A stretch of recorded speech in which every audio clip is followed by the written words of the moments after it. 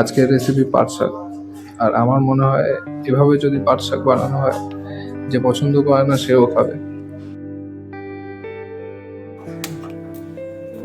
প্রথমে মা কড়াইয়ে অল্প তেল দিল, গরম হওয়ার পর কাঁচা লঙ্কা, আদা কুচি, শুকনো লঙ্কা, কালো জিরা অ্যাড করলো।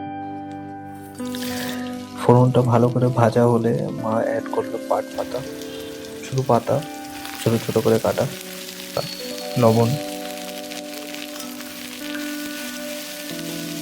লবণটা ভালো করে মিক্স করে নিল, অল্প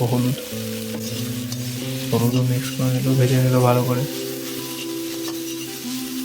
মা শাকটাকে একটু ডিপ করে ভাজছিল, ভালো করে, একটু কড়া করে, এমন হবে দেখতে ভাজার পর। তো কড়াই খালি করে ওর মধ্যে ডাল দিয়ে দিল আর অল্প জল। এখানে মা মটর ডাল ইউজ করছে, মটর ডাল সিদ্ধ। তোমরা যে কোনো ডাল ইউজ করতে পারো।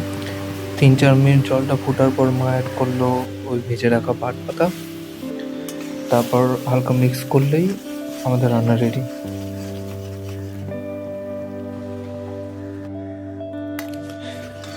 আমি তো গরম ভাতের সাথে মার এই সিম্পল রেসিপিটা এনজয় করেছিলাম।